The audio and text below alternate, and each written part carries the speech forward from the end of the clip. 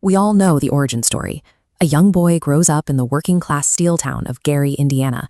He starts singing with his brothers, displaying a raw, undeniable talent that propels them onto the national stage. Eventually, he steps into the spotlight alone, becoming a global icon whose music reaches every corner of the planet. But let's run a thought experiment. What happens if we take that exact same generational talent and change one single geographic variable? Instead of the American Midwest, we drop him across the Pacific into a booming post-war Asian metropolis like Tokyo, Seoul, or Bangkok. The resulting timeline creates an immediate, massive friction point. You have a child overflowing with artistic energy, colliding head-on with the high-pressure, pragmatic expectations of a strict Asian household. In a Western context, early musical interest might lead to vocal coaches and talent shows. In this environment, the schedule is highly regimented, and art takes a back seat to rigorous academics. A typical day involves 5 hours of piano drills, strictly classical, of course, 6 hours of advanced math, and absolutely zero time allotted for dancing. Even when he performs exceptionally well, the feedback is famously demanding. A near-perfect score prompts the immediate question, why only a 99? Where is the missing 1 point? Still, the instinct to move persists. Late at night, the young prodigy snakes out of bed and attempts a smooth, gliding slide backward across his bedroom floor. Suddenly, his mother opens the door. She stares at him, completely confused by the mechanics of what she's watching, and says, "Why are you walking backwards? Go forward in life." That relentless push for linear, measurable progress leaves almost no room for the experimental rebellion required to invent something like the moonwalk.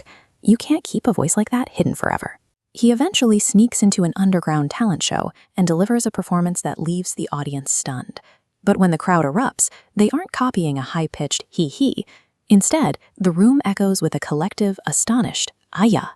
His breakout hits look distinctly different. The themes of mystery and romance are replaced with songs about heavy family obligations, featuring top-charting tracks like "Auntie Says It's Not My Fault." And no matter how many records he sells, the ultimate test happens at family dinners. The extended family acknowledges his nice singing voice for about 3 seconds, before demanding to know when he plans to get married.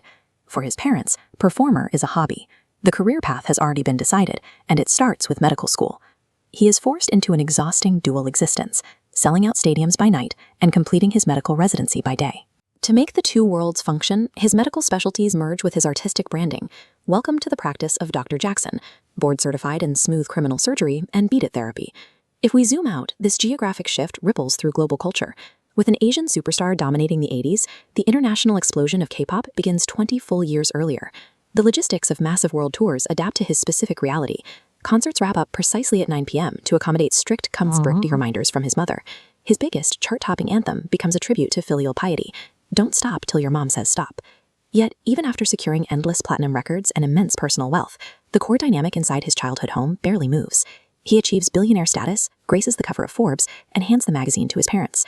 They look it over and reply, "Singing is nice, but do you have a backup plan?" It highlights how environment dictates the expression of raw ability. The talent is a constant, but the culture writes the script. In our reality, he spent his life redefining the limits of dance and pop music on a global scale. In this alternate universe, his most exhausting, lifelong performance wouldn't be on stage. It would be an endless campaign to justify his career choice to his parents.